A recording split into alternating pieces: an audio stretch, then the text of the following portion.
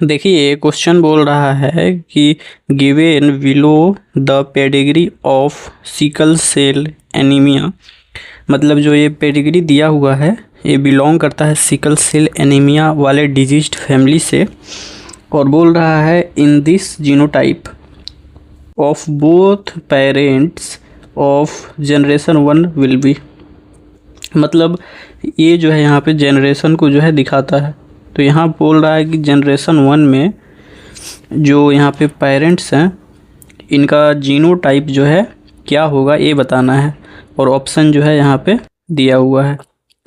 तो इस क्वेश्चन को सॉल्व करने के लिए जो है हम लोगों को कुछ डिजीज के बारे में पता होना चाहिए कि वो ऑटोसोमल रिसेसिव है या ऑटोसोमल डोमिनेंट है या एक्स लिंक्ड रिसेसिव है या एक्स लिंक्ड डोमिनेंट है। तो देखिए यहाँ पे सबसे पहला डिजीज जो है हम लोग को याद रखना है वो है ऑटोसोमल रिसेसिव टाइप का जो है डिजीज को जो है याद करना है, इसका एग्जाम्पल याद करना है। और ऑटोसोमल रिसेसिव कहने का मतलब यह है कि अगर जीनोटाइप अगर किसी का अगर कैपिटल ए अगर जीनोटाइप होगा तो वो जो है नॉर्मल होगा।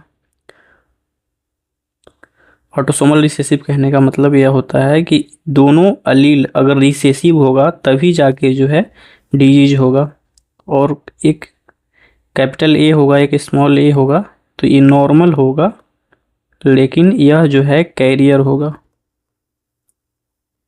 और अगर दोनों अलील जो है स्मॉल ए होगा रिसेसिव होगा तो यह जो है डिजीज कॉज करेगा।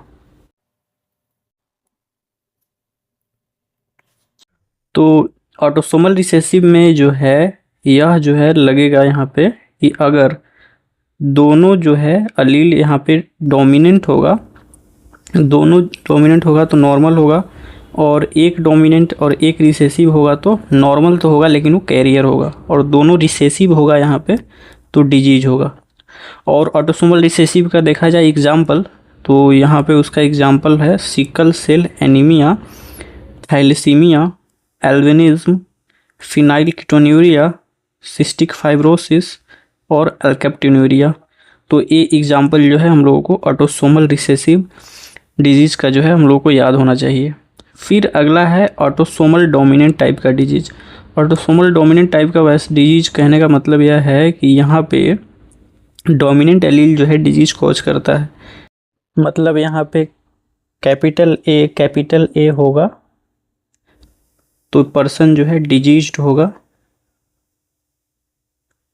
और अगर और कैपिटल ए स्मॉल ए होगा तो जो वह है तो वो भी पर्सन जो है यहाँ पे डिजीज होगा।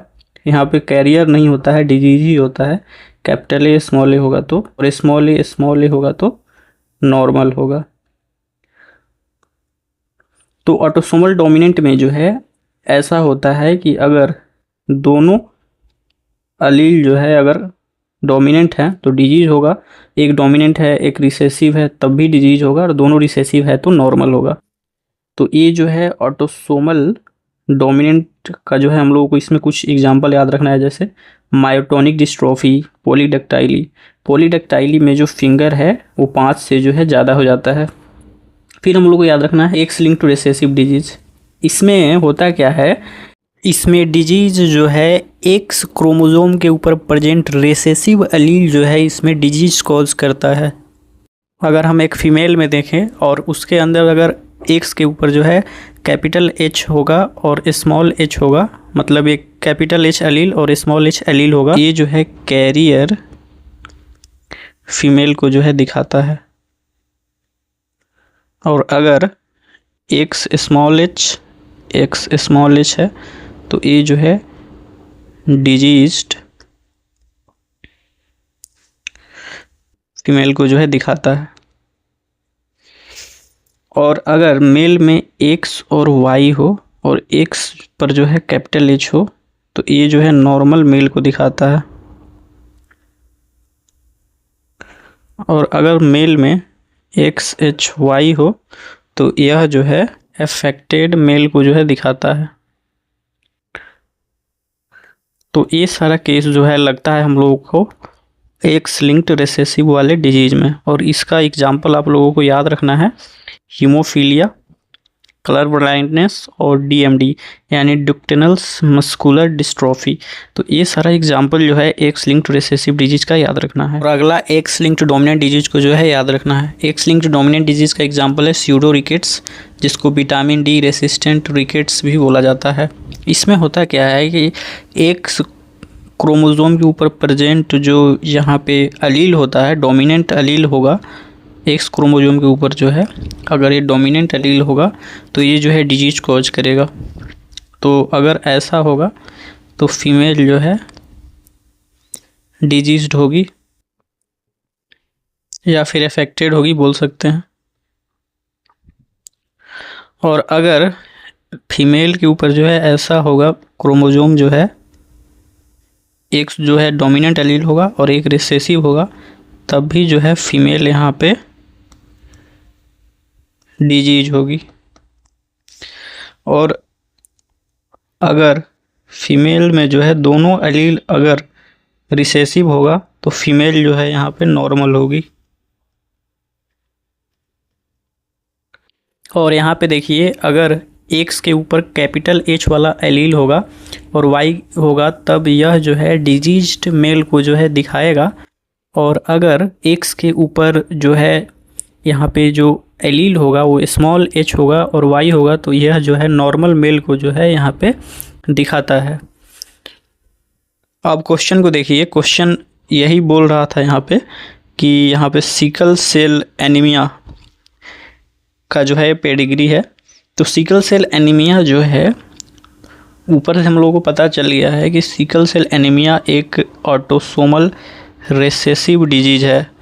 और ऑटोसोमल रिसेसिव डिजीज में जो डिजीज्ड पर्सन होता है वो स्मॉल ए एलील वाला होता है, ये जो होता है वो डिजीज्ड होता है। और नॉर्मल का बात किया जाए तो कैपिटल ए जो है ऐसे एलील वाले पर्सन नॉर्मल होते हैं, और कैपिटल ए स्मॉल ए वाले नॉर्मल तो होते हैं लेकिन ये कैरियर होते हैं।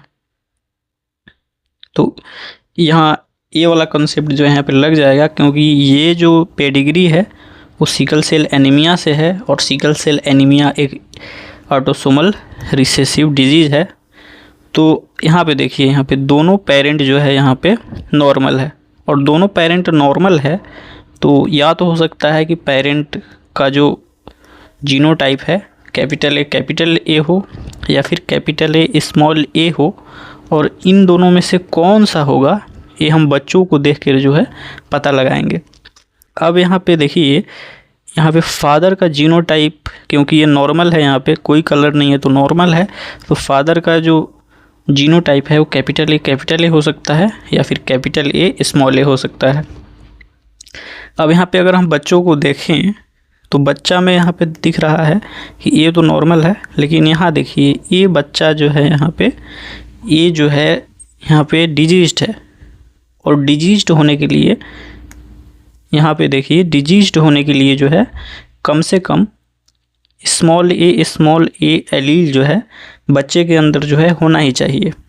तो बच्चे का जीनोटाइप अगर स्मॉल ए है तो बच्चे के अंदर स्मॉल ए आने के लिए पेरेंट्स के अंदर जो है, दोनों पेरेंट्स के अंदर जो है एक स्मॉल ए जो है होना चाहिए, तभी तो बच्चे में स्मॉल ए आएगा।